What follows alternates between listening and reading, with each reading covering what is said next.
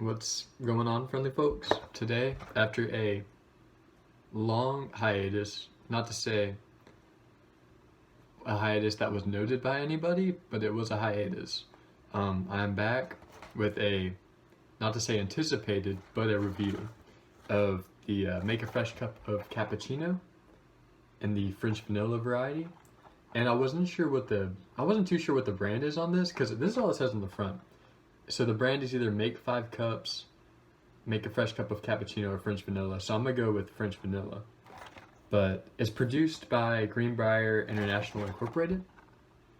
And you probably can't see that super well, but you'll take my word for it.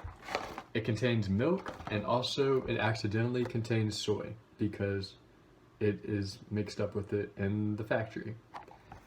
And all we're going to do to this guy today is add hot water.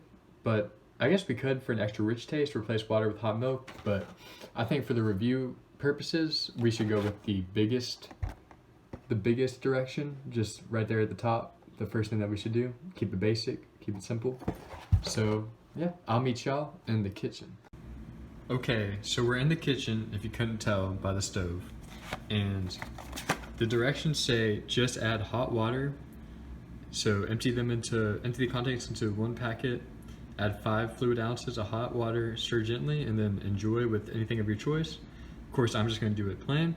So let's start the water boiling. This is a 1 cup, so I'm just going to sort of eyeball it here, put in what I think to be is 5 ounces, because a cup's 8 ounces. Yeah, that should work. Then we're throwing them in the pot is the next step. And I'm just gonna turn that on high and let it get him rolling as he gets red. So while we're waiting on that to get hot, I'm gonna go ahead and pour this into my Bahamas mug. You don't have to use a Bahamas mug. It could probably just be a Jamaica mug or a Trinidad and Tobago mug, something of that variety. I think it does have to be Caribbean, so if you don't have one of those, you're out of luck. But so this is the packaging. It looks like a hot chocolate packet. And I'm gonna go ahead and unfold them. But all I'm gonna do, and this is the complicated part that you have to pay attention for, is pour this seasoning guy, break him up, and then pour him into the cup. Alright, so it's in the cup, but I'm a little hesitant because it's just not the consistency of this kind of thing usually. Usually it's pretty powdery, and this guy is more blocky. So we'll see how he goes. He'll probably break. And speaking of the devil, the water is getting hot, and they said not to boil it, so it's nice and hot. I'll pull it off right before it boils, give it like a couple seconds. I'm sure this is really important. And then go ahead and go in with it. And we're going in. There's that. So that did not dissolve well. What we do is we grab our spoon, our collective spoon, because we all only have one between us, and we mix it up. And I am a little hesitant because it's not breaking up, and I don't think that's normal. But please disregard it. And it's turning into colors, which is good. It looks like a nice white vanilla latte. A little watery still. I'm gonna keep mixing it, and I'm gonna put y'all down so I can mix.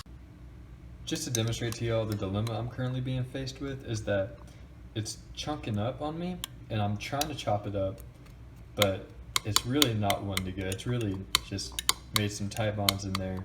Some good friends are hanging out, and they don't want to leave each other.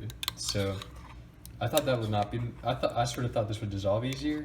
So I'm gonna have to give this guy a low score on dissolvability or solubility if you want to be fancy, and on perishability, because I didn't have this for that, like I've only had this for a couple months and it's already breaking up, which, you know. Okay, so we're back in the room, if you couldn't tell by the lack of kitchen appliances. And this is our final product. God, this is way too big of a mug for this, but as you can see, it's a it's about what you'd expect from the product you're getting. If you ask for a vanilla latte, this is probably what you'd expect if you took off the lid. So that's good. That's good points for that. we'll go ahead and go in for a little taste.